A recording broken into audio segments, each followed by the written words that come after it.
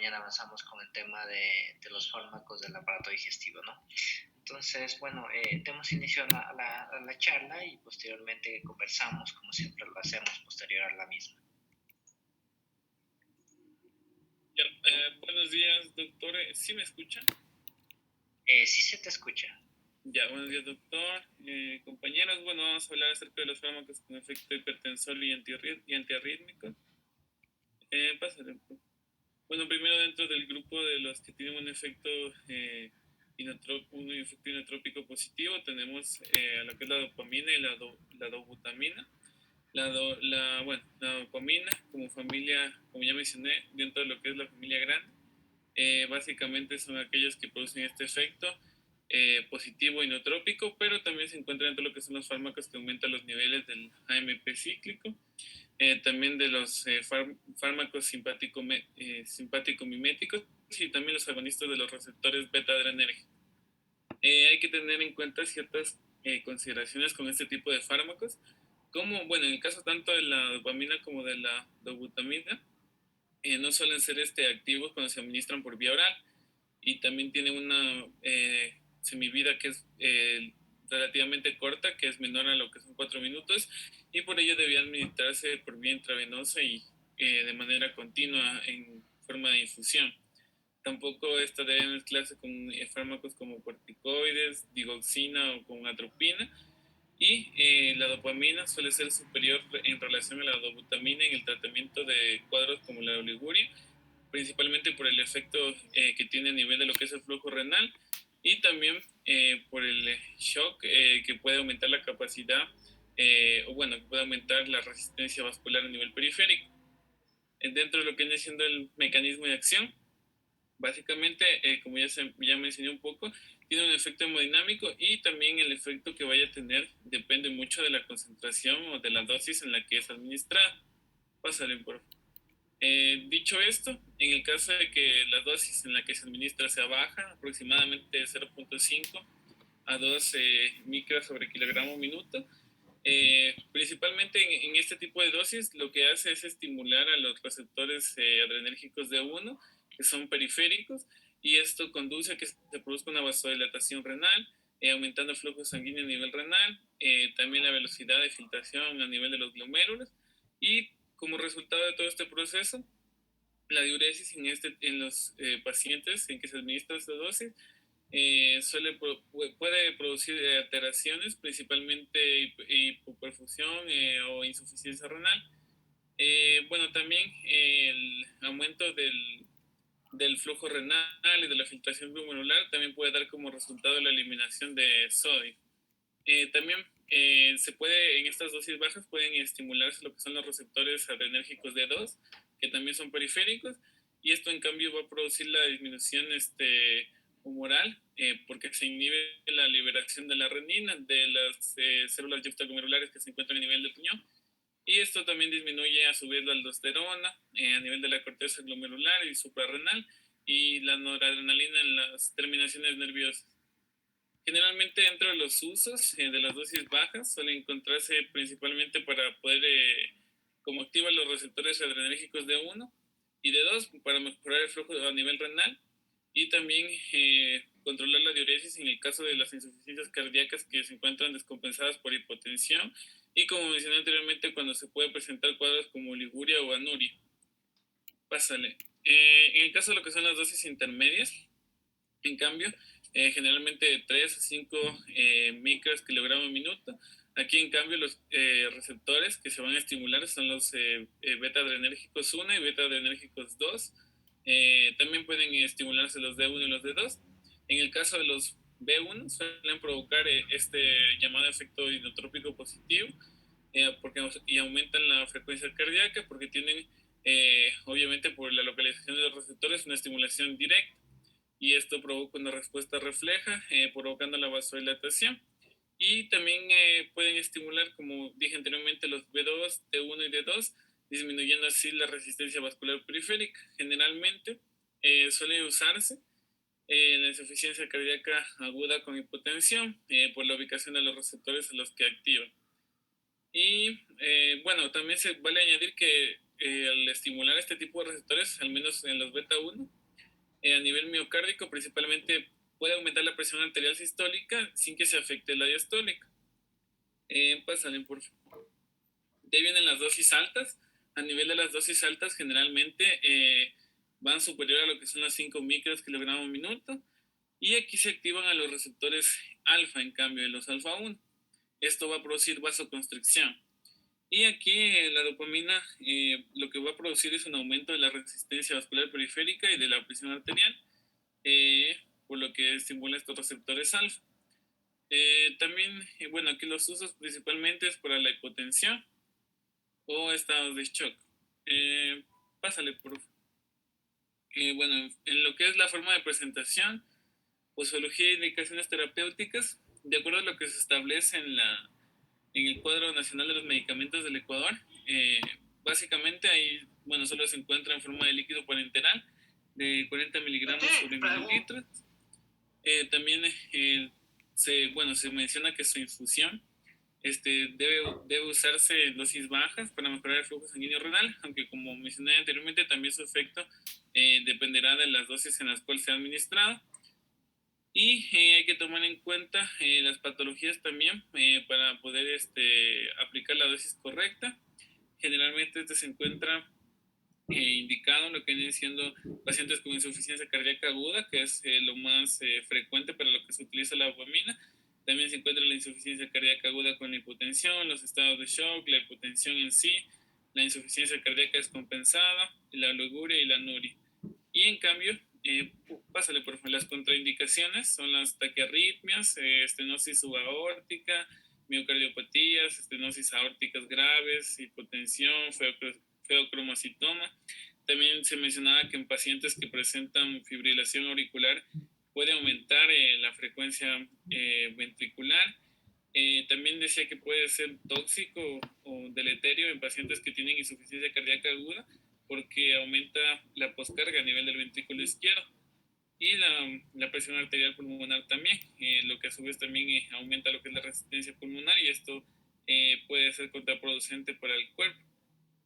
También se mencionaba que no debe ser administrado o en caso de que sea necesario, si se administra, tiene que administrarse en dosis muy bajas en individuos que se encuentren tomando otro tipo de fármacos como los inhibidores del monoamino oxidasa o del MAO, o también antidepresivos tricíclicos, puesto que lo que puede generar como reacción hemodinámica puede terminar en lo que es una crisis hipertensiva.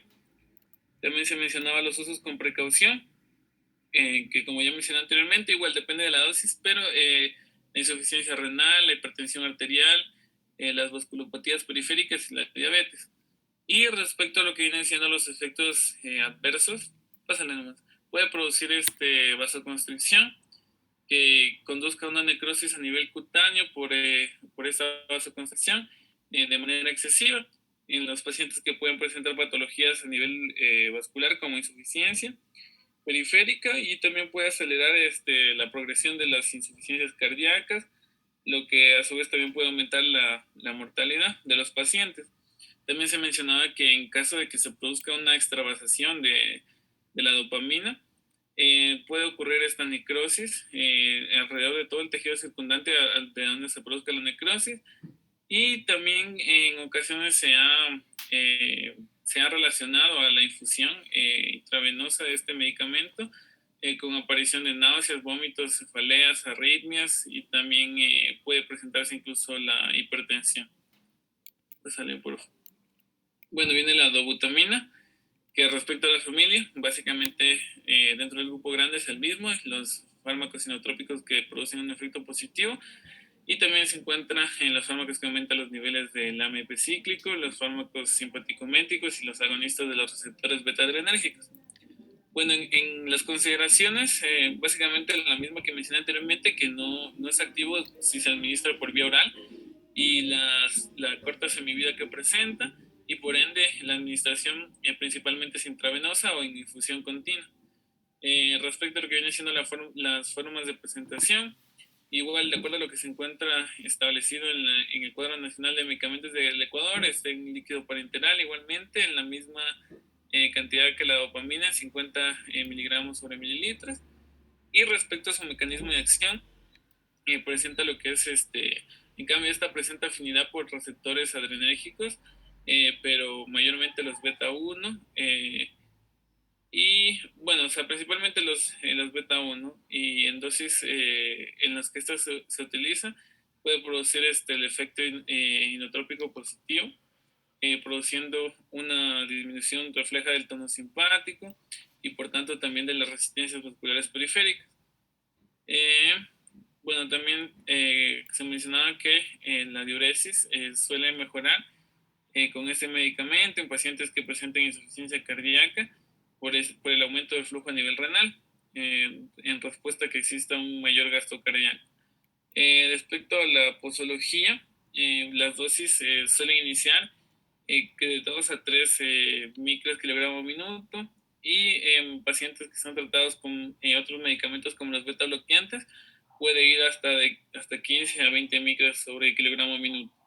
Dentro de lo que son las indicaciones principales, pacientes con insuficiencia cardíaca aguda, que tengan algún tipo de signo bastante relevante como la hipoperfusión, también los estados de hipoperfusión, la reducción del volumen minuto, y también suele ser utilizado como sustituto para la prueba de esfuerzo en diagnósticos como la cardiopatía isquémica. Y también se podría mencionar que este es superior a la dopamina para tratar la insuficiencia cardíaca refractaria. En las contraindicaciones, bueno, básicamente es lo mismo que la dopamina, las taquiarritmias, las estenosis a nivel subaórtico, miocardiopatías, estenosis aórticas, hipotensión, el feocromocitoma. Y aquí también se mencionaba que en los pacientes que presenten alguna fibrilación auricular pueden aumentar la frecuencia a nivel de los ventrículos, y esto puede provocar alguna alteración a nivel de lo que es la conducción atrioventricular. El uso con precaución, igual básicamente el mismo que la dopamina, en insuficiencia renal, hipertensión arterial, las vasculopatías y la diabetes. Y dentro de los efectos adversos que se pueden presentar, se mencionaba que en algunos casos se pueden presentar palpitaciones, taquiarritmias, que estos pueden terminar produciendo incluso dolor a nivel del tórax. También enfermedades arteriales como la hipertensión. También puede producir lo que es un aumento de la frecuencia ventricular en los pacientes que presenten fibrilación, puede presentar hipotensión, y dentro de los que menos se presenten, las náuseas, el vómito, temblores, hipopotasemia, disnea, y entre otros como las erupciones. Bueno, luego viene la noradrenalina o norepinefrina. La familia básicamente es de los estimulantes cardíacos, de los agentes adrenérgicos y dopaminérgicos, las aminas simpático-miméticas de acción directa. Dentro de las consideraciones a tomar en cuenta en estos fármacos es que en este caso, al igual que la adrenalina, suele ser ineficaz cuando se administra por la vía oral, se absorbe mal cuando se administra por vía subcutánea, suele encontrarse en cantidades muy mínimas en la orina, y los pacientes que presenten enfermedades como el feocromocitoma suelen encontrar un gran aumento de las cantidades de esto en la orina. Dentro de la forma de presentación, igual, de acuerdo a lo que presenta el reglamento básico del Ecuador, líquido parenteral, en este caso en la concentración de 1 miligramo sobre mililitro.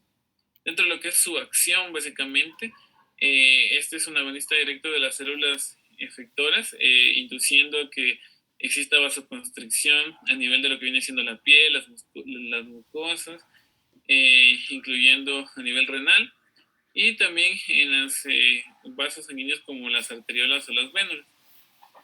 También, bueno, como este no produce o inhibe la vasodilatación, a nivel de los receptores de beta 2, suelen aumentar las resistencias periféricas y la presión diastólica.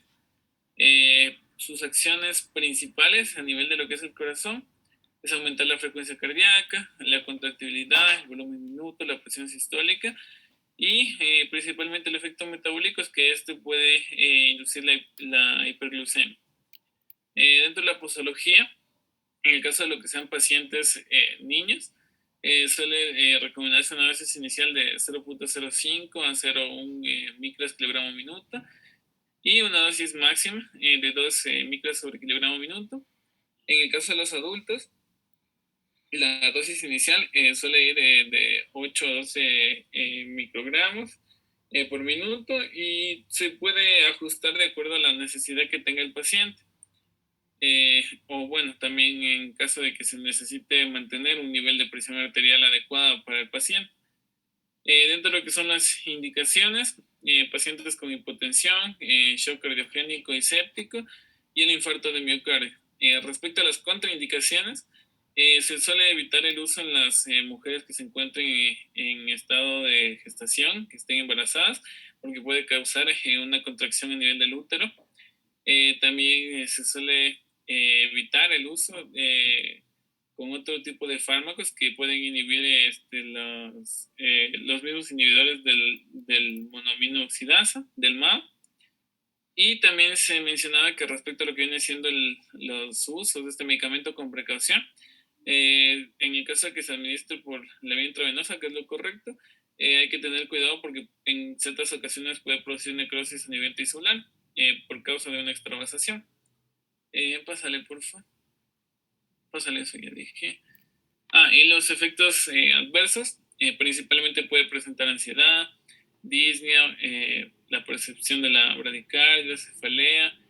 En el caso de que exista sobredosis o que el paciente sea muy sensible a la noradrenalina, puede producir lo que es una hipertensión, que tenga periodos de cefalea, que exista fotofobia, dolor, palidez, sudoración intensa y vómito. Pásale. Bueno, ya, la vasopresina, la familia son las hormonas hipoficiarias y bueno, dentro de las consideraciones, igual su semivida tiene pocos minutos, ya que se metaboliza de manera rápida y es eliminada en el riñón de forma rápida y por ende, bueno, se han desarrollado un tipo de análogos para esta que tiene una semivida un poco más prolongada. Dentro de lo que es la forma de presentación, igual, de acuerdo a lo que establece el reglamento básico del Ecuador, se encuentra en forma de lo que viene siendo líquido para inhalación. Bueno, yo encontré que se encontraba como desmopresina o como terlipresina, y en el caso de la desmopresina, estaba como líquido por inhalación, y en el caso de la terlipresina como sólido parenteral y líquido parenteral, en concentraciones de 1 miligramo. Y la desmopresina también se encontraba como líquido parenteral o como sólido oral. Bueno, dentro de lo que viene siendo su acción farmacológica, básicamente tiene una acción a nivel lo que es renal y también a nivel cardíaco. A nivel renal, regula lo que es el contenido de agua que tenga el organismo porque actúa sobre los receptores V2 que suelen encontrarse situados a nivel de los túbulos colectores y también aumenta la síntesis de las alfaporinas, eh, por lo que tiene acciones a nivel de lo que son los factores de transcripción. Y a nivel cardiovascular suele producir principalmente contracciones de los músculos lisos vasculares, conduciendo a una vasoconstricción, lo cual se puede ver evidenciado a nivel cutáneo, coronario y esplácnico. Y básicamente esto es porque se estimulan los receptores V1. Respecto a lo que viene siendo su posología, bueno, este decía que podía darse, como ya mencioné, por perfusión de hasta 0.9 unidades por minuto de 2 a 4 horas. En caso de este tipo de análogos, como puede ser la terlipresina, y la administración a nivel intranasal, es decir, la desmopresina, de 10 a 40 microgramos días en dosis únicas o que se pueden dividir en 2 o 3 dosis.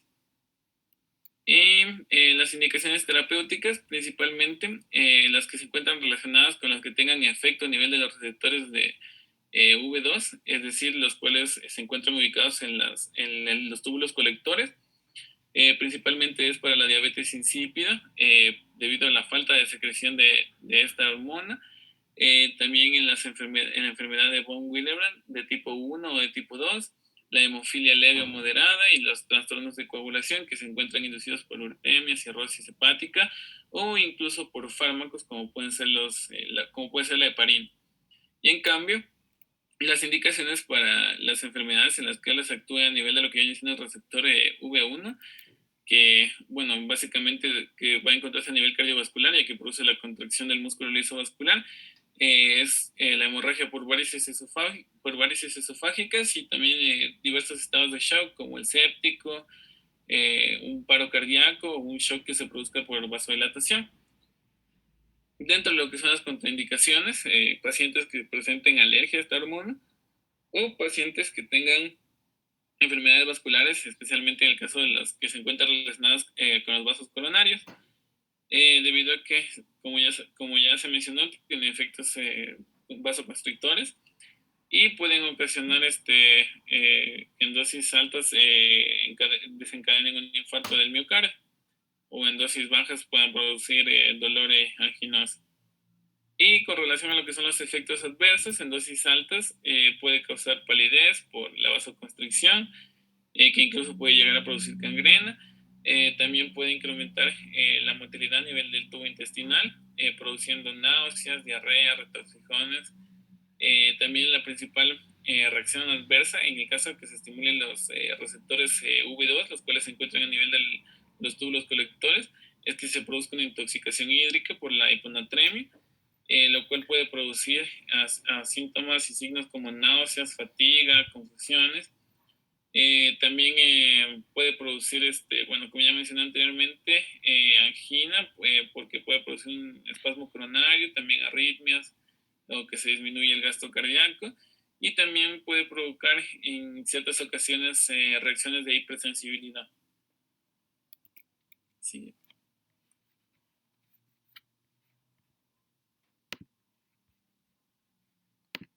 Ya a continuación vamos a seguir con los antiarrítmicos del grupo 1.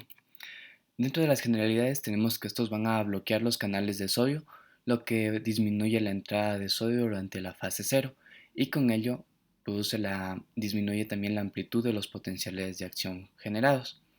También deprime la excitabilidad y la velocidad de conducción del impulso en el circuito de reentrada.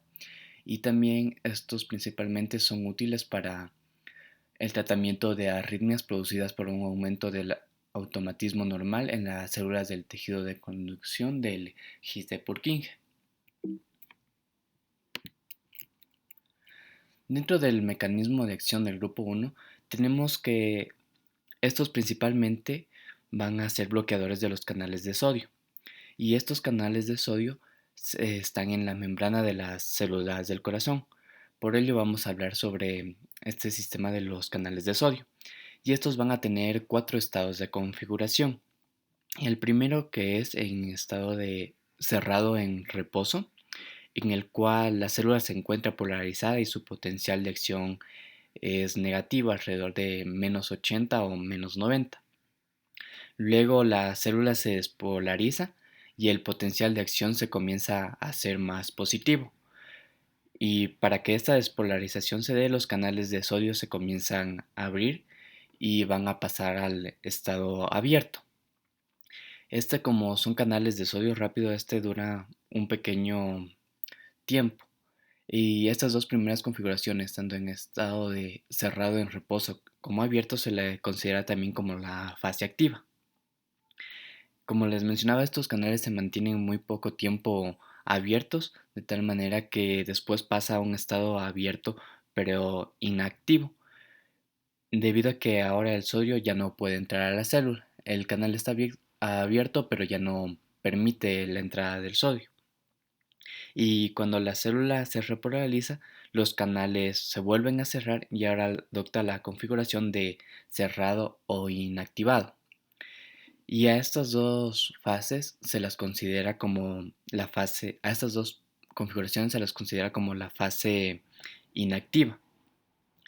Después de esta fase de cerrado inactivo, nuevamente pasa a su estado de reposo, en el cual ya se encuentra en estado activo para realizar un nuevo ciclo. Y estas fases de estado activo e inactivo son especialmente para dentro del estudio, cuando nos menciona como por ejemplo que el grupo 1 tiene poca afinidad cuando el canal está cerrado, pero es de alta afinidad cuando el canal está en estado abierto o inactivo o inactivado. Dentro del mecanismo de acción del grupo A, nos dice que este va a bloquear los canales de sodio rápido en el estado abierto activo y van a retrasar la reactivación del canal de sodio hasta por 5 segundos. Lo que pasa en este es que produce un aumento de la duración del potencial de acción. Si podemos observar, la línea azul representa el potencial de acción normal y la línea roja el potencial de acción producido por el fármaco. Este se va a presentar durante la fase cero. Como podemos ver, este se amplía un poco más y por lo tanto también se produce la ampliación del potencial de acción. Y este va a aumentar la duración del periodo refractario efectivo o absoluto, es decir, el periodo refractario durante el cual la célula no puede volver a ser excitada. Y también va a producir una leve inhibición de los canales de sodio en la fase 3 y va a producir una pequeña prolongación del QT, el cual se puede observar en el electrocardiograma. En cuanto al mecanismo de acción del grupo 1B, este también bloquea los canales de sodio rápido, pero estos, a diferencia del anterior, este va a ser durante el estado inactivo o inactivado.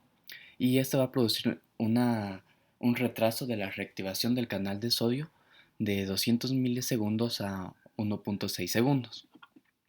Y este va a producir o va a prevenir el regreso del estado de reposo y deja a la célula en periodo refractario. Este va a disminuir la duración del potencial de acción. Como podemos observar, la línea roja termina antes debido a que este actúa durante la fase 2 acortando esta fase, pero este no afecta a la duración del intervalo QT debido a que es el periodo refractario el cual se prolonga. Y el mecanismo de acción del grupo 1C, este bloquea los canales de sodio rápido, en cambio en todas las configuraciones, y este retrasa la reactivación del canal de sodio hasta por 12 segundos, es el que más retrasa la reactivación.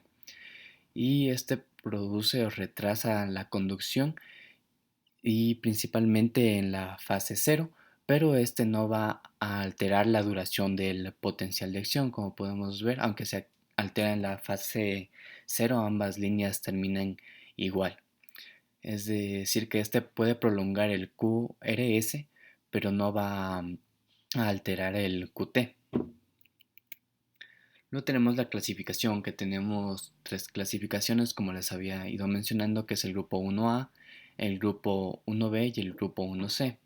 A continuación les voy a hablar del grupo 1A, en el cual encontramos a la quinidina o hidroquinidina, la cual tiene sus reacciones adversas, en las cuales los pacientes pueden presentar diarrea del 30 al 50%, se puede desencadenar hipopotasemia exacerbada a la prolongación del QT, también efectos anticolinérgicos como pueden ser sequedad de la boca, estreñimiento, visión borrosa, también sinconismo como sería cefalea, trastornos visuales y auditivos, confusión, alucinaciones, psicosis, también reacciones cardiovasculares como hipotensión, bradicardia, bloqueo auriculoventricular, depresión de la contractibilidad, y en caso de dosis altas estos pueden producir efectos proarrítmicos productos del bloqueo de los canales de sodio. Su administración va a ser oral y va a estar indicada para tratamientos de recidivas de Floater y fibrilación auricular paroxísticos o tras cardioversión. En caso de recidiva, para contrarrestar sus efectos antimuscarínicos y controlar la frecuencia ventricular, también asociada a digoxina o a bloqueadores beta. También al tratamiento de arritmias ventriculares asintomáticos o sintomáticos, también indicada en pacientes con insuficiencia cardíaca crónica cuando otros fármacos no se toleran. Luego tenemos la procainamida, las cuales tienen reacciones de hipersensibilidad.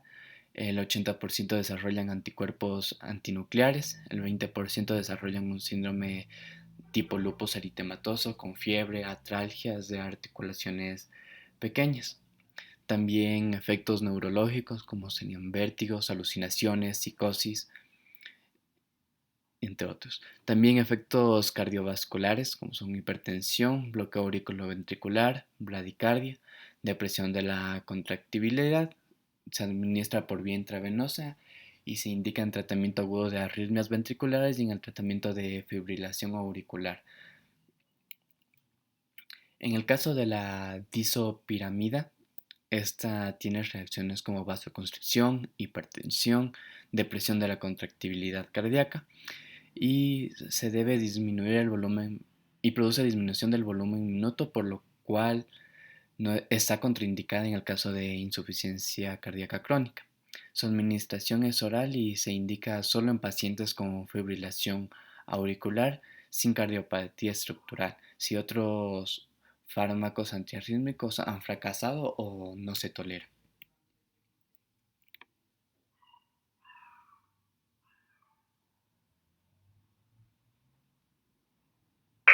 Ya, continuando tenemos los fármacos antiarrítmicos del grupo 1B. Cabe destacar que de este grupo, del 1B, solo se encuentra en el Cuadro Nacional Básico de Medicamentos del Ecuador la lidocaína. Bien, entonces en la lidocaína tenemos que este es un anestésico local de tipo amida, ya que tiene una alta afinidad por el canal de sodio en estado inactivo. Y debido a que solo actúa en estos canales de sodio, es considerado como el único fármaco puro del grupo. Ya, en cuanto al mecanismo de acción de la lidocaína, tenemos que este disminuye la entrada de sodio durante la fase 2, lo cual acorta la duración del potencial de acción ventricular y tiene un efecto más acentuado en las fibras de Purkinje, lo que tiende a homogeneizar la duración del potencial de acción, impidiendo la reentrada. En cuanto a su vía de administración, tenemos que como la lidocaína tiene una biodisponibilidad pobre y una semivida corta, no se puede administrar por vía oral, por lo que se recomienda su infusión continua por vía intravenosa, sobre todo si se quiere tener un efecto sostenido para evitar recurrencias del episodio arrítmico. También tenemos que este fármaco se va a biotransformar en el hígado. Y en cuanto a los efectos adversos, tenemos que en dosis altas puede producir convulsiones, temblor, confusión, alteraciones y alteraciones de la conciencia. En cuanto a las indicaciones terapéuticas, tenemos que sirven el tratamiento de la acción de las arritmias ventriculares graves que aparecen tras un infarto de miocardio durante el cateterismo, también durante la cardioversión o cirugía, así como en el tratamiento de las arritmias de la intoxicación digitálica. Y la dosis máxima de la lidocaína es 300 miligramos sin adrenalina y 500 miligramos con ella. Luego tenemos la mexiletina, que tiene unas propiedades idénticas a la lidocaína, pero con la diferencia de que la mexiletina sí se puede administrar por vía oral. Sin embargo, puede producir reacciones adversas, tanto digestivas, pero estas van a disminuir cuando se administra el fármaco con alimentos. También puede producir reacciones adversas neurológicas y también efectos probarrítmicos. Este fármaco se ha utilizado con éxito en pacientes portadores de desfibrilador para el tratamiento de las taquicardias ventriculares, postinfarto o asociadas a cardiomiopatías. Y como dije anteriormente, este fármaco no consta en el Cuadro Nacional Básico de Medicamentos del Ecuador. Luego continuamos con el Bernacalant, que pertenece al grupo de los antiarrítmicos del grupo A, que son selectivos para la aurícula, ya que tienen una rápida cinética de asociación y de disociación de los canales de sodio en estado inactivo.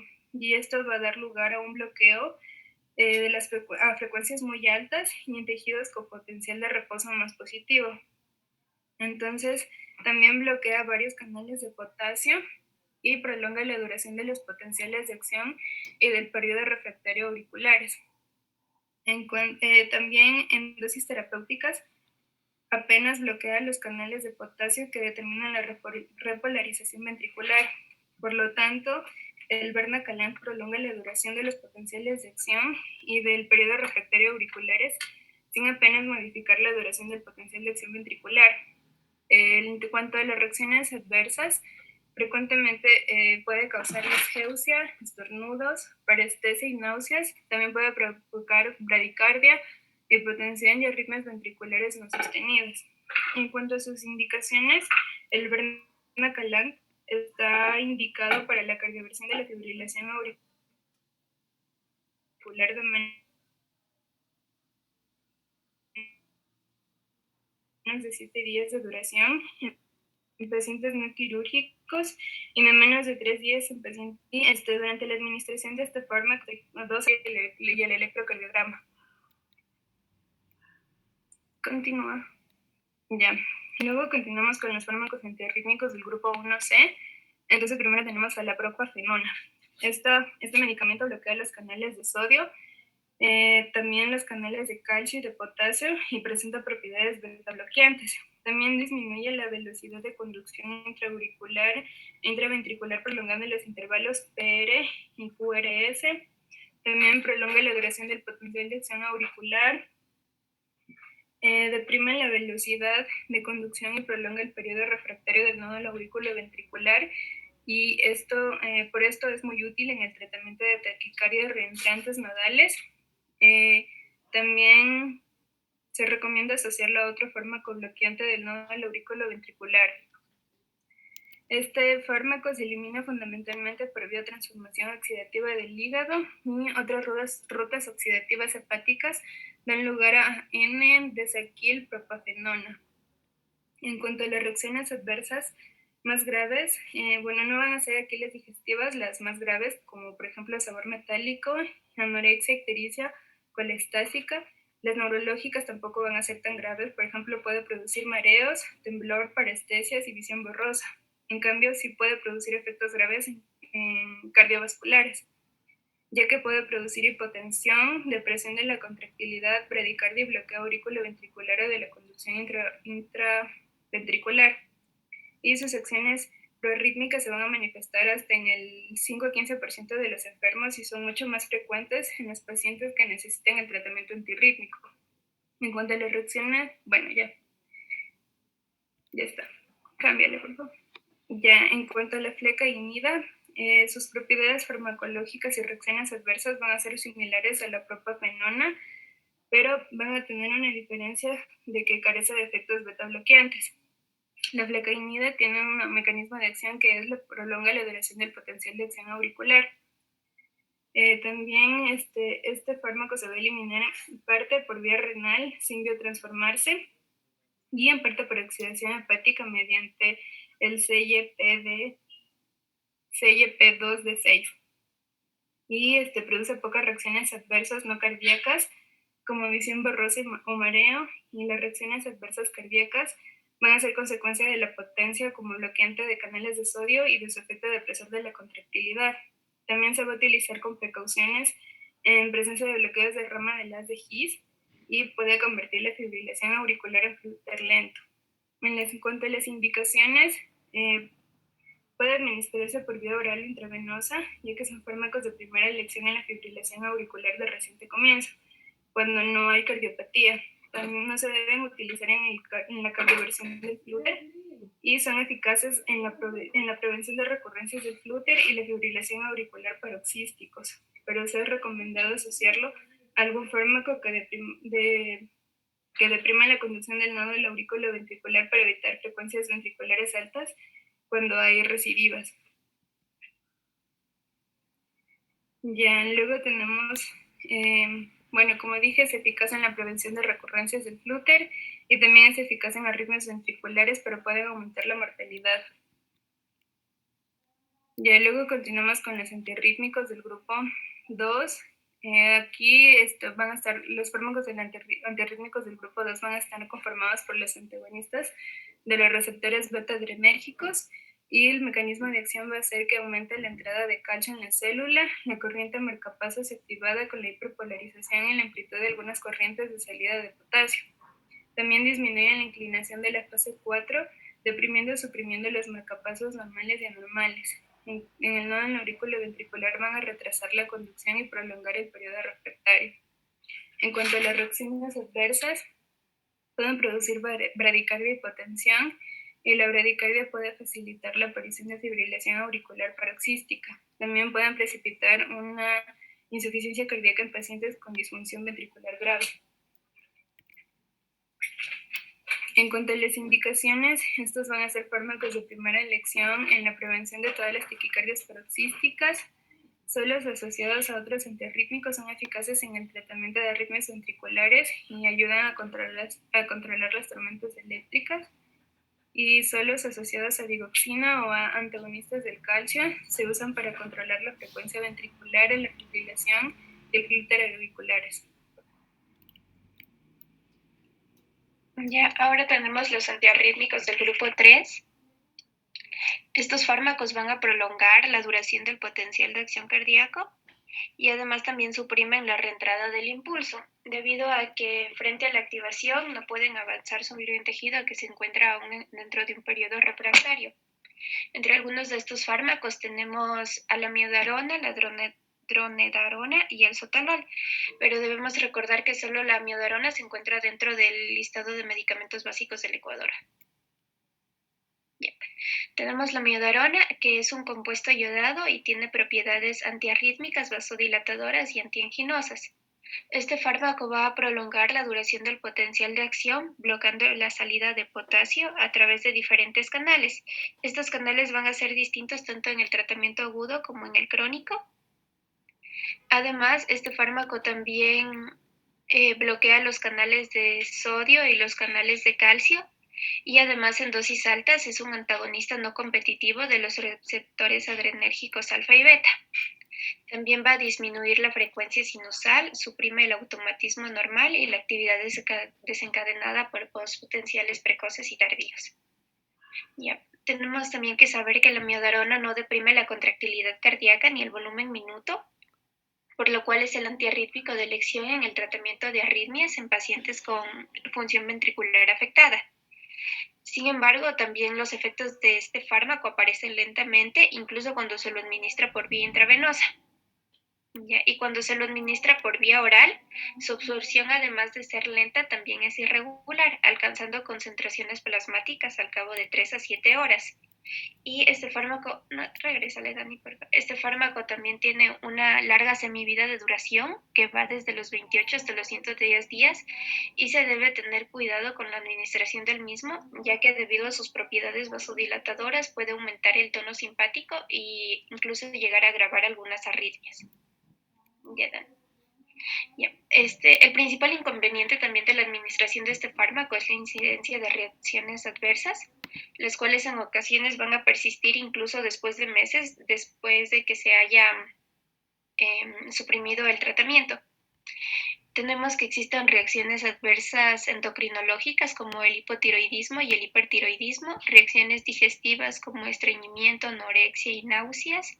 También reacciones neurológicas como neuropatías, cefaleas, temblores y trastornos del sueño, e incluso pueden aparecer fotosensibilidad, eritemas y pigmentación grisazulada de la piel.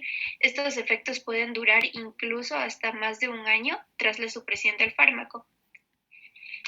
También con la administración de este fármaco se producen depósitos corneales de lipofuscina, los cuales van a ocasionar visión borrosa, y se debe conocer que entre un 15 a 20% de los pacientes que reciben dosis de 400 a 800 miligramos al día pueden producir neumonitis y fibrosis pulmonar, y que al ser un fármaco que se va a biotransformar en el hígado, existen también efectos hepáticos como el aumento de las transaminasas, hepatitis y cirrosis. También este fármaco va a presentar efectos adversos cardíacos como hipotensión, bradicardia, bloqueo auriculoventricular y bloqueos intracardíacos. En cuanto a las indicaciones terapéuticas de este fármaco, nos decía que está indicado en casos de taquiarritmias supraventriculares y ventriculares, en taquiarritmias nodales y en el síndrome de Wolff-Parkinson-White, también para prevenir las recurrencias de flúter y fibrilación auricular, y en casos de arritmias ventriculares. Ya, Dani. Siguiente, por favor. Ya. Tenemos la dronedarona. Este es un análogo no yodado de la amiodarona, el cual presenta menor liposolubilidad mejorando sus características farmacocinéticas, de manera que se acumula en menor cantidad dentro de los tejidos y tiene una semivida de eliminación de 1 o 2 días, excretándose fundamentalmente por las heces. Este fármaco, al igual que la amiodarona, va a bloquear a los canales de sodio, calcio y potasio y es un antagonista de los receptores adrenérgicos alfa y beta y de los receptores muscarínicos. Tiene propiedades vasodilatadoras a nivel coronario y sistémico y es eficaz en la prevención de las recurrencias del flúter y de la fibrilación auricular. Pero también debemos conocer algunos efectos adversos, como son que este fármaco va a causar bradicardia y va a prolongar la duración del potencial de acción y de los periodos refractarios en todos los tejidos cardíacos. Y también prolonga los intervalos RR y PR del electrocardiograma. Entre otros efectos adversos tenemos efectos también gastrointestinales como diarrea, náuseas, dolor abdominal. También provoca hepatotoxicidad y en menor cantidad neumonitis y fibrosis. Ahora tenemos el sotalol. Este fármaco va a producir una prolongación del potencial de acción y del periodo refractario en todos los tejidos cardíacos. Sin embargo, también al administrar este fármaco se pueden desencadenar torsades de Punch, las cuales son taquicardias ventriculares polimorfas en entorchado, y estas se producen en un 2 a 3% de los pacientes, los que reciben dosis de 80 a 160 miligramos al día, y es más frecuente dentro del sexo femenino. También debido a sus efectos bloqueantes beta, este fármaco prolonga el tiempo de conducción y el periodo refractario del nódulo auriculoventricular y se lo utiliza para la prevención de recurrencias de la fibrilación auricular y del flúter auricular cuando no se toleran otros fármacos o estos fármacos han fracasado en su tratamiento. O también en casos en que los pacientes presentan una cardiopatía asociada. Y también se puede utilizar en el tratamiento de taquicardias ventriculares sintomáticas recurrentes cuando la función ventricular no se encuentra muy afectada o en pacientes que tienen un desfibrilador con múltiples recurrencias de arritmias. Entre otros fármacos del grupo 3 también tenemos a la dofetilida y a la ibutilida. La dofetilida es un inhibidor selectivo de la IKP, mientras que la ibutilida, además de inhibir a la IKP, también aumenta la INAI. Ambos fármacos van a prolongar la duración del potencial de acción y son utilizados en el tratamiento del flúter y de la fibrilación auricular. La dofetilida se administra por vía oral y se le elimina por vía renal, mientras que la ibutilida se debe administrar por vía intravenosa, ya que por vía oral presenta un intenso efecto en el primer paso hepático. Tenemos los antiarrítmicos del grupo 4. En este grupo tenemos al verapamilo y al diltiazem. Estos fármacos van a inhibir la entrada de calcio a través de los canales de calcio cardíacos tipo L y además bloquean los canales de calcio en estado abierto o inactivo, presentando de esta manera mínima afinidad por el estado de reposo. Estos fármacos tienen propiedades antiarrítmicas y disminuyen menos la velocidad de conducción a través del nódulo auriculoventricular cuando el paciente se encuentra en un ritmo sinusal. Estos fármacos también disminuyen la pendiente de la fase 4 de los potenciales de acción dependientes de calcio. Sin embargo, pueden aumentar esta pendiente y acelerar la frecuencia del disparo del marcapasos de escape en los casos de bloqueo auriculoventricular. Esto cuando se administra en altas dosis. Y también van a suprimir las arritmias por automatismos anormales o por postpotenciales precoces. La siguiente, ya. Ambos fármacos también disminuyen las demandas miocárdicas de oxígeno y son vasodilatadores y van a prevenir el espasmo coronario. Esto les confiere propiedades antiisquémicas y se debe conocer que entre algunos efectos adversos en pacientes que tienen disfunción sinusoidal pueden causar bradicardia y en pacientes que tengan disfunción ventricular pueden causar contractilidad y un volumen minuto disminuido. En cuanto a las indicaciones terapéuticas, nos decía que ambos fármacos están indicados en las mismas patologías, sin embargo, el verapamilo es mayormente utilizado y es el fármaco de elección en el tratamiento agudo de taquicardias reentrantes que involucran al nódulo auriculoventricular y para controlar la frecuencia del flúter y de la fibrilación auricular. Y entre algunas contraindicaciones de estos fármacos tenemos que está contraindicado en el síndrome de Wolff-Parkinson-White debido a que el aumento del tono simpático producido por la vasodilatación que produce este fármaco puede aumentar la frecuencia de conducción y provocar una fibrilación ventricular.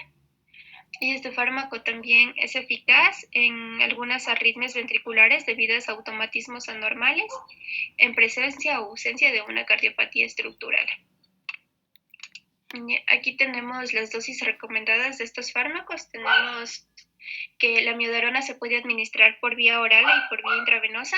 En vía oral, su dosis inicial es de 600 miligramos cada 24 horas, teniendo dosis de mantenimiento de 100 a 400 miligramos cada 24 horas. Y por vía intravenosa se administra de 600 a 800 miligramos cada 24 horas. En cuanto a la donedradona, tenemos sus dosis de mantenimiento, igual que su dosis inicial, son de 400 miligramos cada 12 horas y se lo administra únicamente por vía oral. El sotalol nos decía que su dosis inicial es de 40 a 80 miligramos cada 12 o 24 horas y sus dosis de mantenimiento son de 160 a 320 miligramos cada 24 horas. Al igual que la dronedarona, solo se administra por vía oral. Tenemos el verapamilo, el cual tiene una dosis inicial y de mantenimiento de 120 a 480 gramos cada 24 horas. Si se lo administra por vía oral y si se lo administra por vía intravenosa son de 5 a 10 miligramos que se pueden repetir después de 10 o 30 minutos. Y tenemos por último el dieltasen, que tiene una dosis inicial de 120 a 240 miligramos cada 24 horas y una dosis de mantenimiento de 180 a 360 miligramos cada 24 horas si se lo administra por vía oral y se lo administra por vía intravenosa, se lo debe administrar de 0.25 a 0.35 miligramos por kilo, seguido de una dosis de 10 a 15 miligramos por kilo.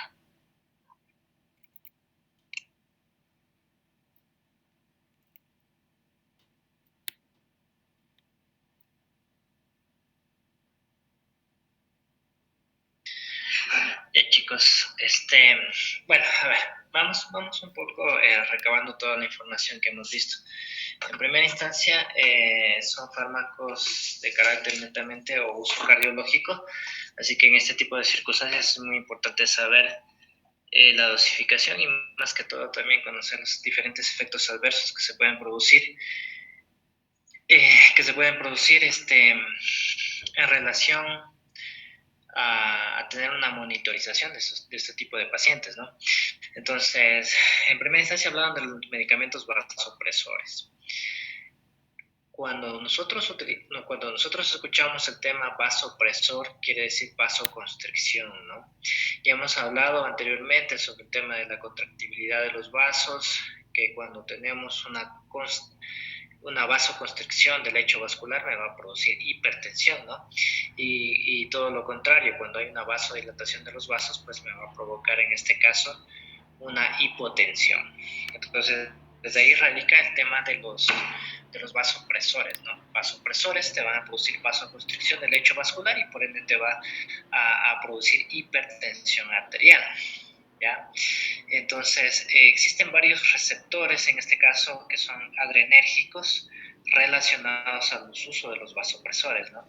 O que te van a ayudar ese tipo de receptores a producir este efecto que tú estás buscando, que es la vasoconstricción. Entonces, son receptores adrenérgicos. Dentro de estos tenemos los receptores alfa 1, beta 1 y beta 2, ¿sí? Estos medicamentos o algunos de estos medicamentos tienen un efecto dual, por así llamarlo, es decir, que te van a producir, son medicamentos vasopresores o te van a producir vasoconstricción, pero también pueden tener cierto tipo de mecanismos de acción, de mecanismos de acción como el tema de favorecer el tema va de la redundancia del inotropismo y del cronotropismo, ¿sí? Es decir, que al mismo momento que te van a producir vasoconstricción, te van a favorecer con la contractilidad del corazón.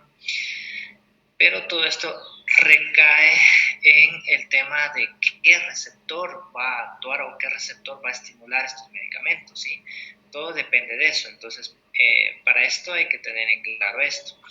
Nuevamente tenemos, recalco, 3 receptores, alfa 1, beta 1 y beta 2.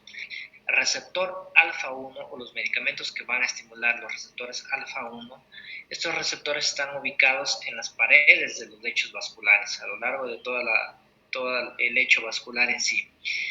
Estos receptores inducen la vasoconstricción,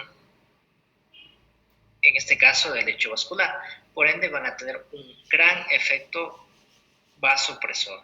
En otras palabras, todos los medicamentos que vayan a estimular estos receptores alfa 1 son netamente vasopresores.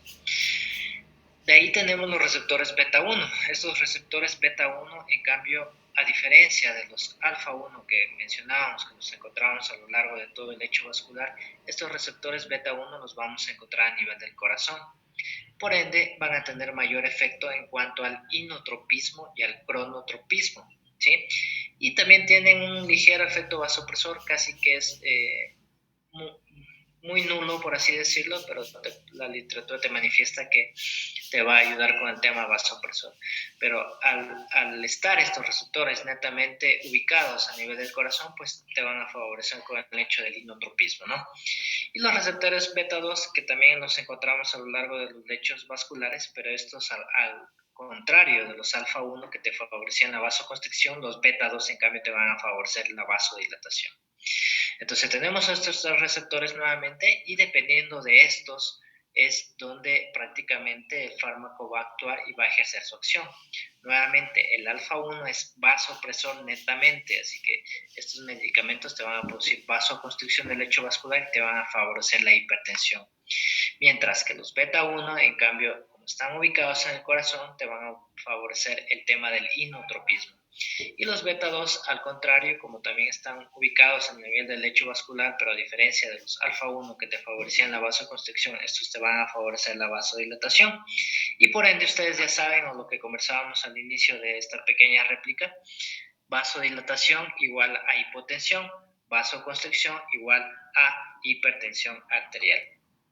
Muy bien, entonces vamos con cierto tipo de conceptos que tenemos que estar, que son claves y tenemos que estar seguros en el tema de esto de acá. Ya hablamos de vasoconstricción, hablamos de vasodilatación. María Isabel, ¿qué es para ti el tema del inotropismo y qué es para ti el tema de cronotropismo? ¿Serán iguales, serán diferentes? Coméntame sobre esto.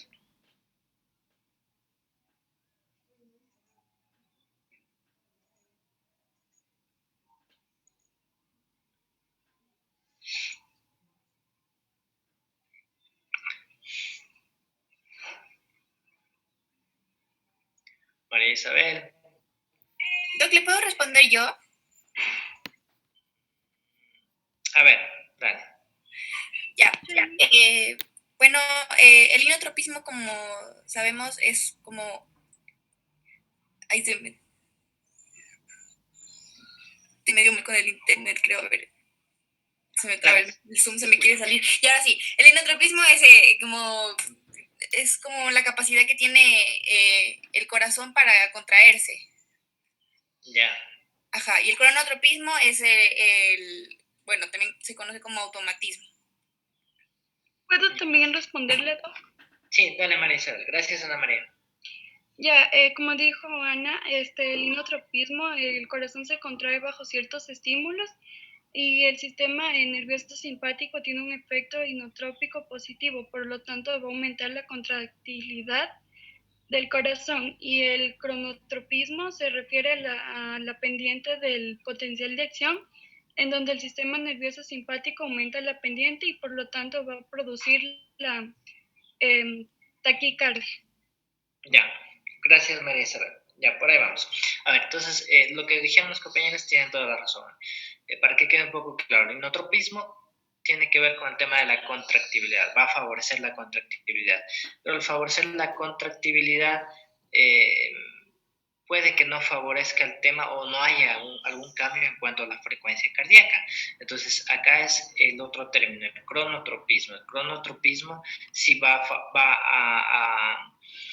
a fomentar un cambio en la frecuencia cardíaca. Entonces, por ende, puede existir cronotropismo positivo, que quiere decir que va a aumentar la frecuencia cardíaca, y cronotropismo negativo, que quiere decir que va a disminuir la frecuencia cardíaca, ¿sí? Los fármacos inotrópicos, como la dobutamina, que ya lo vamos a ver más adelante, lo que te hacen es únicamente favorecer la contractibilidad, es decir, que favorece que haya una adecuada contracción del músculo cardíaco en este caso, pero más no tiene que ver o no se involucra en el tema del cronotropismo, aumentar la frecuencia cardíaca, disminuir la frecuencia cardíaca. Un medicamento que ustedes hablaron que hace este efecto de cronotropismo es la dopamina, dependiendo de la dosis, que igual ya la vamos a conversar. Entonces, por lo general nosotros utilizamos la dopamina en pacientes que tengan una frecuencia cardíaca baja. Entonces, lo que trata de hacer la dopamina es aumentar la frecuencia cardíaca y, por ende, con lo que estamos conversando acá, va a favorecer el cronotropismo positivo. Muy bien. Estamos hablando entonces sobre el tema de medicamentos vasopresores. ¿Cuáles serían las indicaciones en este caso de medicamentos vasopresores? Con todo lo que nosotros hemos hablado, en este caso, Cintia Ceciben, ¿en qué situaciones tú utilizarías estos medicamentos vasopresores? ¿No es cuando hay un aumento de la presión arterial? A ver. Para así, por ejemplo, prevenir alguna insuficiencia. ¿Alguien tiene alguna otra opinión? Sería más bien cuando hay hipotensión, porque sabemos que son vasoconstrictores, entonces esto genera, o como dijo, un vasoconstrictor es igual a hipertensión. Entonces, si va a producir o lo necesitamos en casos en donde haya una hipotensión o necesitamos que los vasos se constriñan para mejorar la perfusión. Correcto, ya. Entonces, esa es la manera de analizar. Estamos hablando que son vasopresores, vasoconstricción y hipertensión. Entonces, voy a utilizar estos medicamentos en situaciones en donde exista hipotensión. Pero dame, Yulisa, tú de paso que analizaste de manera correcta esto, causas de hipotensión, o mejor dicho, ¿en qué causas puede haber hipotensión?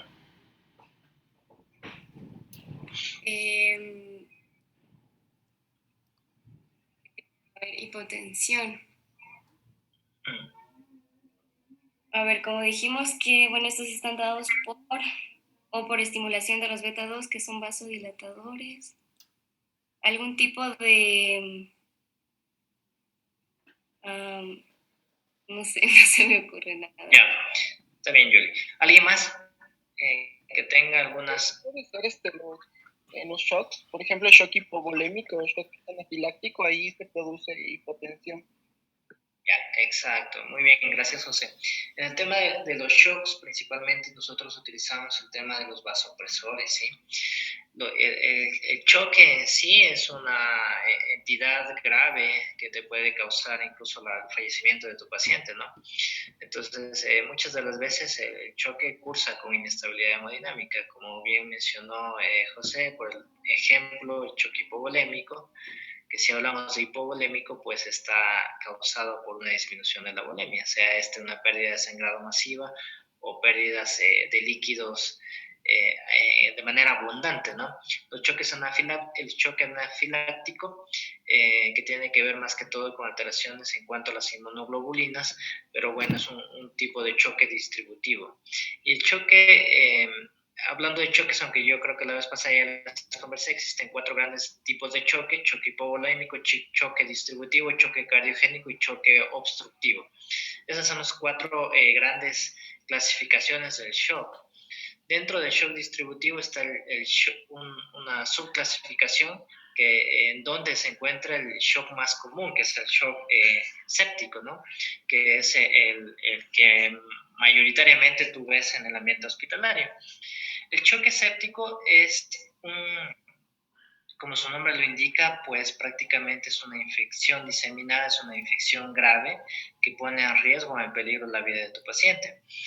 El choque séptico intercurre con resistencias vasculares disminuidas, ¿sí? Es decir, que las resistencias vasculares o el tono vascular está totalmente flácido, es decir, está vasodilatado, está vasopléjico. Entonces, al decir que está vasopléjico o vasodilatado, quiere decir que esta es la causa de por qué este tipo de choque cursa con hipotensión. Entonces, es acá donde van a actuar estos medicamentos vasopresores, aumentando la tonalidad del vaso, produciendo vasoconstricción y por ende revirtiendo el tema de la hipotensión arterial. Todo tiene su causa y su razón y ese es aquí donde van a actuar los medicamentos vasopresores. Existen varios medicamentos vasopresores, pero el de elección o el de primera línea siempre va a ser la noradrenalina o norepinefrina, ¿sí? Luego tenemos la utilización de medicamentos como la vasopresina, que también lo nombraron los compañeros, que es una segunda alternativa. En cuanto al tema de la norepinefrina, lamentablemente la vasopresina no se encuentra dentro del cuadro nacional básico de medicamentos. Y también tenemos el tema de la dopamina, que también lo puedes utilizar como un medicamento vasopresor. Y tienes como última alternativa la adrenalina o la epinefrina, ¿sí? Entonces, a todo esto y haciendo referencia, a ver si es que pusieron por ahí atención de lo que hemos estado conversando, Kevin Antonio, si yo te digo que la norepinefrina es un medicamento vasopresor, ¿qué receptores o en qué receptor va a estimular este medicamento?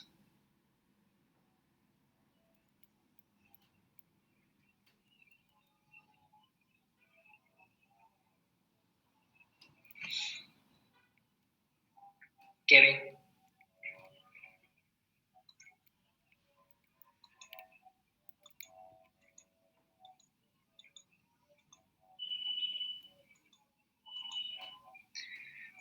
¿Puedo contestar yo, Doc? A ver, dale, Victoria. Como es un efecto vasopresor, entonces estaría actuando en los receptores alfa 1. Exacto, ¿ya? Entonces, nuevamente, para hacer hincapié otra vez esto y que les quede bien claro, los medicamentos que actúan sobre los receptores alfa 1 son netamente vasoconstrictores, ¿sí? Los medicamentos que actúan sobre los receptores beta 1 favorecen el inotropismo y el cronotropismo. Y los medicamentos que actúan sobre los receptores beta 2 favorecen el tema de la vasodilatación, ¿ya? Entonces, eso tenemos que tener claro. Muy bien, estábamos conversando en este caso de la noradrenalina o la norepinefrina, ¿sí? Entonces, eso es un agente adrenérgico y es igual dopaminérgico. Produce vasoconstricción, tiene un efecto, o mejor dicho, ese es el efecto más potente, por así decirlo, de este medicamento. Entonces nosotros lo utilizamos como, mejor dicho, es el vasopresor de primera línea. Estos medicamentos vienen en viales o líquido parenteral de 4 miligramos. Por lo general nosotros utilizamos en infusiones continuas preparadas con 2 ampollas de esto, 8 miligramos, por lo general en en solución salina o dextrosa, en lo que quieran utilizarlo. Y la dosis puede ir de 0, la dosis es en microgramos. Estos medicamentos se manejan por kilo de peso, entonces la dosificación es microgramo, kilo, minuto, ¿sí? La dosis máxima que tú puedes utilizar, o la que está recomendada en este caso, es hasta 2 microgramos kilo minuto, pero si tú ya tienes un exceso de dosis que va más allá de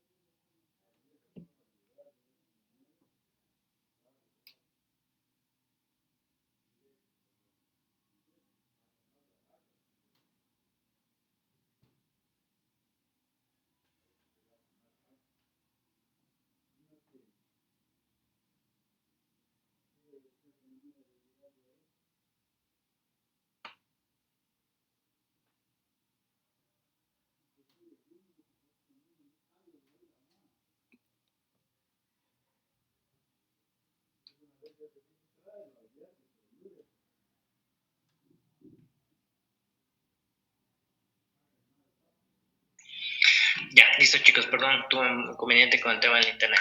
Entonces les estaba comentando, yo creo antes de irme, que imagínense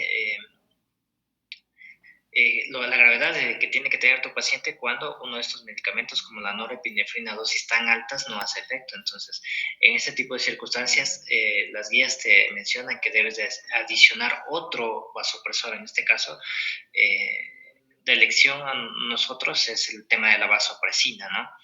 Entonces, muchas de las veces, nuevamente, la dosis de la norepinefrina puede ir, la literatura te menciona que va a ir hasta 2 microgramos por kilo minuto, pero muchas de las veces en el ambiente clínico, si ya tiene una dosis superior a 0,5 microgramos kilo minuto, sabes que ese paciente no le va a ir bien, entonces es mejor adicionar otro medicamento. Y muchos de los estudios avalan que mientras utilizas tú 2 vasopresores, favorece en algo el tema de la disminución de la mortalidad en cuanto al porcentaje, ¿no? Bueno, ahora, ¿cuáles son las situaciones adversas de estos medicamentos? Si bien es cierto, estos medicamentos tienes que tú utilizarlos en situaciones de riesgo de vida de tu paciente, como son los diferentes tipos de choque que tenemos, pero también al utilizarlo en dosis muy altas te pueden producir necrosis distal, es decir, que hagamos de referencia o tomemos como referencia algo. Estos medicamentos son vasopresores, ¿no es cierto? Te van a producir vasoconstricción de los vasos para poder de esta manera producir el efecto contrario a la hipotensión que te está causando en este caso el tipo de shock, es decir, producir hipertensión. Entonces, ¿qué sucede, chicos, cuando nosotros, por ejemplo, en algún momento determinado nos ponen o bueno, el hecho, que nos hacemos un torniquete, por ejemplo, en alguno de nuestros miembros, por ejemplo, en este caso, nos hacemos un torniquete en el dedo, ¿no? No hay suficiente circulación debido a que existe una vasoconstricción, por así decirlo, a este nivel, al nosotros ocluir nuestros vasos, y esto va a producir una hipoperfusión distal, que a la larga, si es que no aflojamos, en este caso, el torniquete que nos estamos colocando en nuestro dedo, va a producir el tema de la necrosis. Algo similar sucede con estos medicamentos. Son medicamentos tan potentes que hay que tener cierto tipo de vigilancia al utilizarlos, que al utilizarlos, para la redundancia, en dosis muy altas, muy exageradas, te van a producir una vasoconstricción potente, especialmente de las situaciones distales de nuestro cuerpo, como son en este caso los dedos de las manos y los dedos de los pies, y al producir esa vasoconstricción tan potente, te van a producir que no llegue suficiente flujo sanguíneo a estos sitios de nuestro cuerpo, y esto se va a ver reflejado en probable ausencia de flujo sanguíneo que, si se mantiene de manera perpetua, te va a conllevar a una necrosis en estos casos, ¿no? Entonces, muchas de las veces yo sí he tenido la oportunidad de ver necrosis debido a la utilización de estos vasopresores en dosis muy altas y exageradas, ¿no? Pero ya son situaciones que, por lo general, puede ser riesgo-beneficio en cuanto a la utilización de estos medicamentos para tener una adecuada presión arterial y de esta manera contrarrestar la posibilidad de muerte de tu paciente. Pero ese es uno de los efectos que mayoritariamente suceden con la utilización de estos medicamentos. ¿Cuándo utilizamos estos medicamentos? Ya nos habló en este caso José del tema de los choques. Cuando consideramos choque, cuando existe una presión arterial media por debajo de 65, algunos libros mencionan por debajo de 60 milímetros de mercurio. Esta sería una indicación para utilizar estos medicamentos, ¿ya? Eso en cuanto a la norepinefrina. De igual manera, como les acababa de mencionar, tenemos la epinefrina también, que es un medicamento que se lo utiliza como un vasopresor, pero se lo deja como la última opción. ¿Por qué? Porque la epinefrina tiene muchos efectos adversos y dentro de esos efectos adversos está en la producción de arritmias cardíacas, ¿sí? Esto porque también tiene receptores a nivel de beta 1 y esto por lo general puede inducir a la presencia de arritmias cardíacas. Nuevamente, como hablábamos que la epinefrina tiene receptores alfa 1 y beta 1.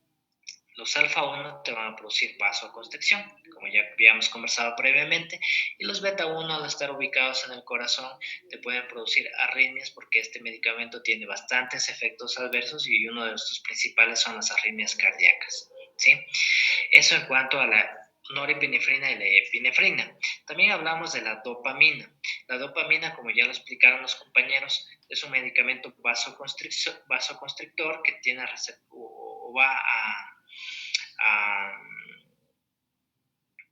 a ejercer su efecto sobre justamente los receptores de dopamina, pero la dopamina es un medicamento que su acción va a depender de la dosis que tú utilices.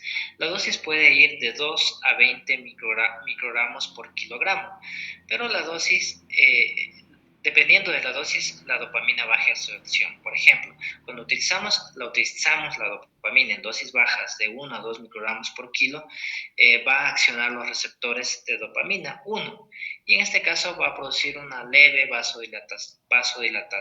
vasodilatación selectiva. Si utilizamos dopamina en dosis que vayan de 5 a 10 microgramos por kilo minuto, va a generar acción sobre los receptores beta 1 y esto va a favorecer en algo un aumento del gasto cardíaco, un aumento del volumen sistólico y de esta manera va a favorecer en algo la contractibilidad del corazón. Mientras que si utilizamos la dopamina en dosis superiores a 10 microgramos por kilo minuto, en cambio acá va a accionar los receptores alfa 1, que era lo que conversamos. Al accionar estos receptores alfa 1, lo que va a hacer es que va a producir vasoconstricción y recién ahí, con esta dosis de dopamina, va a actuar como un agente vasopresor, es decir, va a favorecer el tema de la hipotensión arterial. Entonces, la dopamina es un medicamento que, si bien se lo puede utilizar dependiendo de lo que tú quieras tener en tu paciente, es un medicamento que va a depender de la dosis, es decir, la acción de este fármaco va a depender de la dosis que tú le coloques al mismo. Con dosis superiores va a activar los receptores alfa 1 y va a favorecer la vasoconstricción. Con dosis inferiores lo que te va a favorecer en este caso es activar los receptores beta 1 y te va a favorecer en algo el inotropismo y el cronotropismo, como lo conversábamos anteriormente, favoreciendo que aumente el tema de la frecuencia cardíaca. Y por ende, ya lo hemos conversado previamente, el gasto cardíaco depende tanto de la frecuencia cardíaca y del volumen sistólico. Si yo aumento la frecuencia cardíaca, me va a mejorar el gasto cardíaco. Eso es lo que hace este medicamento. Es como que una vez vi un meme de este medicamento, de la dopamina, y decía que la dopamina en dosis bajas justamente es como no recuerdo el nombre justamente del actor de Hulk antes de convertirse, y en dosis altas es como que es un medicamento súper potente que te puede ayudar o favorecer en este caso el tema de la vasoconstricción potente para contrarrestar la hipotensión arterial, ¿ya? Entonces, estos serían los medicamentos vasopresores más utilizados adicionalmente a la vasopresina, que por lo general, como les dije, no está dentro del medicamento básico, pero sí lo puedes conseguir en Ecuador en líquido parenteral, para contrarrestar esta situación. Utiliza la indicación clara de la utilización de los medicamentos vasopresores son en estados de choque, en donde tienes una hipotensión arterial, y si no reviertes esa hipotensión arterial, tú sabes que van a sufrir órganos diana, como el cerebro, como el mismo corazón y como el mismo riñón. Entonces tienes que revertir de manera rápida esa hipotensión para favorecer un adecuado flujo sanguíneo en el resto del cuerpo. Luego tienes medicamentos inotrópicos, como el tema de la dobutamina, que es el más utilizado. Cuando utilizas dobutamina también tiene indicación de utilizarlo en estados de choque. ¿Pero en qué estado de choque? En este caso, en el choque cardiogénico, porque hay un fallo de bomba, todo el resto está igual, flujo sanguíneo está igual, pero ¿qué es lo que pasa acá? Que tu bomba, que es el corazón, no funciona de manera adecuada, no se contrae de manera adecuada, y esto va a causar hipoperfusión a nivel de todo tu cuerpo, pero es porque la bomba está dañada. Entonces, en este tipo de circunstancias hay medicamentos que van a favorecer la contractibilidad, que ya la conversábamos anteriormente, que son los inotrópicos, y en este caso la dobutamina. La dobutamina es uno de estos medicamentos que te favorece el tema del inotropismo. Entonces, nuevamente, hablábamos de los receptores beta 1. Los receptores beta 1 son receptores que están ubicados a nivel del corazón, y estos van a favorecer netamente el tema del inotropismo y del cronotropismo. Entonces, es aquí donde actúa la dobutamina, es aquí donde la dobutamina ejerce su acción, y de esta manera contribuye al inotropismo y el cronotropismo. También la dobutamina va a actuar sobre algunos receptores, tanto alfa y beta 2, provocando cierto grado de vasodilatación, pero principalmente actúa sobre los receptores beta 1. Indicaciones de la utilización de dobutamina, ya les acabo de mencionar, en el choque cardiogénico está indicado conjuntamente de elección con la norepinefrina, porque también el hecho del choque cardiogénico te va a producir hipotensión, pero bueno, se utiliza mayoritariamente dobutamina porque va a favorecer la contractibilidad. Y en casos de insuficiencia cardíaca grave, también se puede utilizar el tema de la dobutamina, más que todo porque cuando nosotros ¿qué es lo que estamos buscando? Estamos buscando aumentar la contractibilidad del corazón. ¿Qué pasa en casos de insuficiencia cardíaca grave? Ya tenemos un corazón debilitado, donde se han perdido las fibras de miocina, actina, que te favorecen la contractibilidad. Por lo general, la principal causa de miocardiopatía, de insuficiencia cardíaca, es la miocardiopatía dilatada, que por lo general se te da por pacientes con hipertensión arterial de larga data y maltratados. Entonces, en este tipo de circunstancias, el corazón crece de manera inmesurable, que pierde justamente estas fibras de actina y miocina y pierde la capacidad de contraerse. Su contracción es muy débil, por ende no eyecta la suficiente cantidad de sangre que debería eyectar para poder contrarrestar el tema de la distribución a lo largo de todo el cuerpo. Entonces, en este caso, lo que tratamos de buscar es mejorar la contractibilidad. ¿Y cómo lo hacemos? Con el tema de la dobutamina en situaciones de insuficiencia cardíaca grave, ¿ya? Entonces, eso en cuanto al tema de la dobutamina, que es un fármaco inotrópico. La dobutamina también hay que utilizarlo siempre, estos medicamentos, en pacientes que tienen que tener monitorización continua. ¿Por qué? Porque son fármacos que te pueden inducir a presentar arritmias, y la dobutamina también es un medicamento que te produce arritmias cardíacas, especialmente taquiarritmias, ¿ya? Eso en cuanto a esta situación de acá. Luego, eso en cuanto a los vasopresores y a los inotrópicos. Luego hablaron ustedes un poco sobre el tema de los antiarrítmicos. Los antiarrítmicos se dividen en antiarrítmicos o se dividen en diferentes clases o grupos, dependiendo de la acción que vayan a ejercer los antiarrítmicos. Entonces, tenemos prácticamente hasta la clase 7 de antiarrítmicos. Por lo general, desde la clase 5 a la clase 7 de antiarrítmicos son medicamentos que aún se encuentran en estudio, ¿no? Pero hablábamos o hablaban en este caso de medicamentos de la clase 1. La clase 1 por lo general son bloqueadores de los canales de sodio. Los de la clase 2 en cambio son inhibidores y activadores autónomos en este caso. Los de la clase 1, los que tenemos acá, la clase 1B, que son fármacos de disociación rápida. El que tenemos es la lidocaína, que se encuentra dentro de nuestro arsenal en cuanto a nuestro país. Y me parece que también hay un fármaco de clase antiarrítmico clase 1C, que es la propafenona, que también me parece que lo tenemos acá, que incluso en este caso tiene una disociación lenta, o sea, va a actuar de manera lenta. También tenemos los antiarrítmicos de clase 2, como en este caso son los inhibidores y activadores autónomos.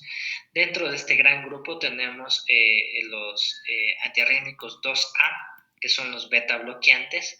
Mucho ojo, los beta bloqueantes lo que te van a favorecer más no es a controlar la arritmia, como ya les había manifestado previamente, pero sí te van a disminuir en este tipo de circunstancias, controlar el tema de la frecuencia cardíaca, es decir, para que no se te dispare tu arritmia. Dentro de estos tenemos los beta bloqueadores o los beta bloqueantes, como quieran denominarlos, se clasifican en selectivos y no selectivos, es decir, cardioselectivos y no cardioselectivos, ¿ya? Dentro de estos es muy importante reconocerlos, porque los no selectivos, dentro de estos tenemos el carvedilol, tenemos el propanolol y el nadololol, que este no lo tenemos acá, pero sí tenemos el carvedilol y tenemos el propanolol, perdón. Y dentro de los selectivos tienes el atenolol, el bisoprolol, tienes el esmolol, que son medicamentos que los tenemos acá, y hay otros que no los tenemos acá. ¿Sí? Entonces los beta bloqueantes se clasifican en eso, selectivos y no selectivos. Por lo general, estos medicamentos van a actuar favoreciendo la entrada de los canales de calcio a la célula y favoreciendo en cambio la salida de potasio de la célula. ¿Sí? Es la manera en la que estos van a actuar. Pero como su nombre lo indica y como su nombre lo dice, beta bloqueantes, ¿qué van a hacer? Bloquear la frecuencia cardíaca, más no controlar el tema de la arritmia cardíaca, ¿ya? Eso en cuanto a estos fármacos que son de clase 2. Dentro de estos de acá también hay una clase que es la 2E, que son los activadores de los receptores de adenosina, en donde tenemos justamente el fármaco con el mismo nombre, la adenosina, que ya lo vamos a ver, que es un medicamento fundamental especialmente en utilizarlo en cuestiones de taquiarritmias, ¿no? Y tenemos otros fármacos que son los fármacos antiarrítmicos de clase 3, que estos en cambio van a favorecer o bloquean o activan los canales de potasio, ¿sí? Entonces, dentro de esta gran familia se clasifican en dos subclasificaciones, si vale la pena decirlo. Los 3A, que son los bloqueadores de canales de potasio, y los 3B, que son los que favorecen la apertura de los canales de potasio, ¿sí? Los 3A, que son los bloqueadores de canales de potasio, tenemos acá la amiodarona, que es el medicamento que lo tenemos de manera bastante difundido acá en nuestro medio, y el 3B, que en este caso tenemos medicamentos como el nicorandil, que es uno de estos medicamentos que los tenemos acá. Dentro de estos, la amiodarona hay que conocerla bien, porque es uno de los fármacos que los tenemos y los utilizamos con bastante frecuencia. Este es un antiarrítmico nuevamente de clase 3A. Inhibe el tema de los canales de potasio, es decir, bloquea el tema de los canales de potasio, y a través de esto genera su acción. Este sí es un antiarrítmico, este sí te va a controlar las arritmias cardíacas. Por lo general nosotros lo podemos utilizar en el tema de la fibrilación auricular de respuesta ventricular rápida y en algunas que otras taquiarritmias. Ahora, aquí hay que tener muy en claro, chicos, cuando ustedes tengan una taquiarritmia, creo que la vez pasada también ya les indiqué, hay que dividirlas. Taquiarritmias de QRS estrechos y taquiarritmias de QRS anchos. ¿Sí? Dependiendo de eso va la situación. Pero siempre que tengan ustedes una arritmia, sea esta un ataque arritmia o una bradiarritmia, siempre tienen que ustedes ver el tema de la estabilidad hemodinámica de mi paciente. ¿A qué me refiero con el tema de la estabilidad hemodinámica de mi paciente? Verificar los signos. En este caso, el tema de la hipotensión arterial, que vendría a ser una de las situaciones o puntos primordiales, ya que si yo tengo un ataque arritmia con hipotensión arterial o inestabilidad hemodinámica, tengo que utilizar en este caso la cardioversión eléctrica de manera rápida, porque lo que se podría suscitar es, si no hago este tipo de situaciones, provocar un paro cardíaco secundario de la arritmia que se detonó. Entonces, siempre tengo que utilizar la cardioversión eléctrica y posteriormente la cardioversión farmacológica. Y obviamente si tengo yo un paciente con una taquiarritmia que está con sus signos vitales normales y no hay ninguna alteración en el estado de conciencia de mi paciente, tranquilamente me voy por el tema de los antiarrítmicos, perdón, de la cardioversión farmacológica. ¿Sí? Eso en cuanto a esta situación. Entonces, por ejemplo, si yo tengo una fibrilación auricular y yo tengo que utilizar amiodarona, lo utilizo. Lo puedo utilizar en dosis de carga de 600 miligramos a 900 miligramos, que vendría a ser la dosis de carga de este medicamento, y posteriormente utilizar ya este medicamento sea en infusión continua o en dosis de 200 a 400 miligramos cada día. Muy bien, luego de esta situación tienes los antiarrítmicos de clase 4, dentro de estos tienes igual los que son moduladores en cuanto al tema de los canales de calcio. Tienes los 4A, que son bloqueadores de los canales de calcio, pero estos bloqueadores tienen receptores a nivel de la membrana de la célula. Dentro de estos tienes el diltiazem y el verapamilo. Mientras que la otra clasificación son los 4B, que son bloqueadores también de canales de calcio, pero estos van a actuar a nivel del interior de la célula. Y dentro de estos tienes la flecainida y la propafenona. Dentro de estos, el diltiazem y el verapamilo son los que más se utilizan. Los utilizas principalmente cuando tienes taquicardias supraventriculares. Es aquí donde estos van a utilizar. ¿Y cómo actúan? Esto, por lo general, actúan a nivel de la estimulación o a nivel del nódulo auriculoventricular. Tratan de estimular el tema de la reversión de esta taquiarritmia, disminuyendo el tema de la frecuencia cardíaca y produciendo un enlentecimiento, si cabe la palabra de decirlo, del tema de la conducción del nódulo auriculoventricular, lo que se va a ver reflejado en una disminución de la frecuencia cardíaca. Entonces, son medicamentos de elección en las taquicardias supraventriculares y en el tema de las taquicardias de reentrada nodal, ¿sí? Con esta finalidad. Enlentecen el tema de la conducción del nódulo auriculoventricular, reflejado en una disminución de la frecuencia cardíaca. Y el tema del otro medicamento, que era el tema de la adenosina. Por lo general, la adenosina interactúa con receptores alfa-1 que se encuentran a nivel del corazón netamente, y esto también va a tener como efecto que va a disminuir la frecuencia cardíaca y también enlentece el tema de la conducción del nódulo auriculoventricular, provocando la disminución de la frecuencia cardíaca. La adenosina cumple una función tanto terapéutica como de diagnóstico. Muchas de las veces cuando nosotros tenemos taquicardias supraventriculares, por lo general, mi paciente tiene frecuencias cardíacas de 160, 180, inclusive hasta más. Entonces, muchas de las veces, ¿qué es lo que se indica en primera instancia? Dar masaje carotidio o hacer maniobras de Valsalvas, ¿no?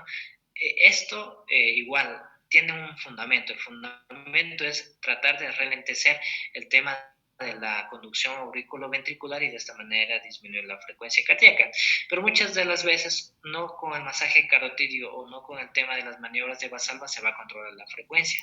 Es acá donde vamos a utilizar el tema de la adenosina. La adenosina por lo general viene en viales de 6 miligramos y la dosis inicial es justamente estos de acá, 6 miligramos. Si tú con tus 6 miligramos revertiste la taquicardia supraventricular que tiene tu paciente o la taquicardia de reentrada nodal que puede tener tu paciente, Listo, perfecto. Pero si con estos 6 miligramos fueron insuficientes, tú tranquilamente puedes utilizar 12 miligramos de adenosina y de esta manera tratar de revertir el tema de la taquiarritmia. Diferentes estudios han manifestado que ya con dosis superiores a 12 miligramos ya no tienen ningún efecto terapéutico y hay que a lo mejor tratar de tener una cardioversión eléctrica en ese tipo de pacientes, ¿no? Ahora, ¿qué es lo que este medicamento tiene una semivida muy rápida, apenas 6 segundos es la semivida de este medicamento. Entonces, dentro de estos 6 segundos puede provocar efectos adversos el tema de la adenosina. Por eso es muy importante que cuando nosotros vayamos a utilizar el tema de la adenosina, tengamos monitorizado a mi paciente. ¿Por qué? Porque la adenosina te puede producir, como produce una disminución brusca de la frecuencia cardíaca, te puede producir bloqueos, pero estos bloqueos están descritos que deben de ser no permanentes, sino que deben de producirse en un lapso de tiempo de 6 a 12 segundos y nuevamente revertir y quedar en un ritmo sinusal. Pero muchas de las veces estos bloqueos pueden producir incluso una parada cardíaca súbita, pueden producir palpitaciones, dificultad respiratoria, dolor a nivel del pecho, mareo, náuseas. Entonces es por eso que este medicamento debe utilizárselo con mucho cuidado y especialmente en pacientes que deben de estar monitorizados en un 100%. ¿Ya? Eso, chicos, por hacerles un breve resumen de todos estos fármacos que ustedes vieron, son fármacos muy importantes, son fármacos que, como ustedes pueden ver, son de manejo cardiológico y que debemos de conocerlos. La cardiología es muy bonita, la cardiología es muy extensa y estos fármacos hay que utilizarlos con bastante tino y siempre sabiendo qué es lo que y no solo con estos fármacos, lo que siempre les he dicho, utilizarlos siempre sabiendo qué es lo que va a hacer el fármaco, la dosis pertinente y qué efectos secundarios espero yo tener con la utilización del mismo, ¿ya? No sé si tienen alguna pregunta o alguna inquietud hasta acá sobre estos medicamentos.